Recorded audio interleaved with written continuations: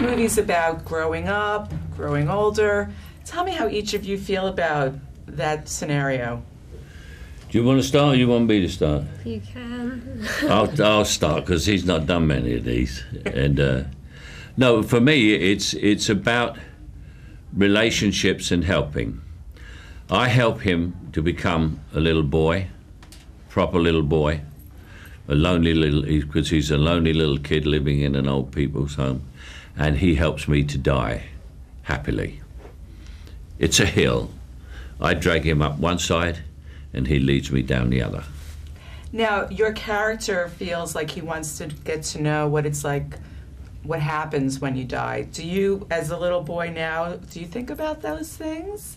I wouldn't say that I think about those things, but they do come up in conversations, and I don't know, I think it's nice that to approach it from a different angle, because I'd never really thought about ghosts or any of these supernatural things, and so I think it's quite there's lots of answers to questions, and I think this one kind of helps you realise that it's all just about letting go and just helping you have a happy life instead of having to worry about what happens afterwards. Absolutely. Yeah, I think when you're young too, it's so far away you don't worry about it, and when you get older it's so close you don't worry about it. Have you ever had anything weird happen to you, any kind of ghostly encounter? No, I don't. I don't believe in anything like that. No, I've never had anything ghostly. My wife does, but I don't.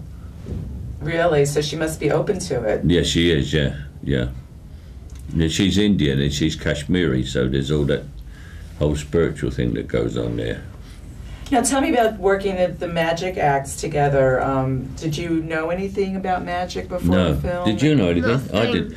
We were trained by a man called Scott Penrose, and of course, he's being young. He learned all the tricks before me and did them much better because he's got these fingers that go like this. I got fingers like a bunch of bananas, but he could do all those card tricks long before I could, and he did them much better.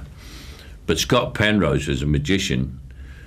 And I realised that I'd got something right about magicians because before I met him, when I was thinking of my character, and first thing you think about is the hair. What's his hair? Is he bald, long, but anything?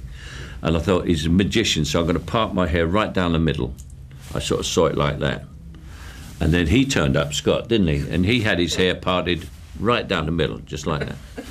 And I said to him, it's funny, I said, I parted my hair. I said, I didn't know you had your hair parted in the middle, but I parted it just like that.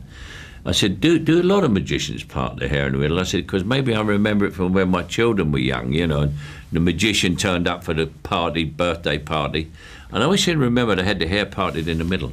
And he said, yes. He said, we do part our hair a lot in the middle. And he said, do you know why? I said, no. He said, Houdini parted his hair in the middle, and he was our hero, and so we all, over the years, they all parted their hair like Houdini. So I'm getting the rap signal. How did you feel about acting with Mr. Kane here? Exciting? Yeah. No. He was very, you know what he was like? I'm not going to let him answer. He was the perfect pro. It was like acting with another adult person. He didn't need any advice. He didn't need anything. He's a real pro and a natural, this boy. Thank you. Well, wonderful performances from both of you. Sorry, I didn't let you say anything because I knew you wouldn't be as good about yourself as I was going to be. Thank you. You're brilliant. Thank you. Okay. Nice Thank to you, meet darling. See you later.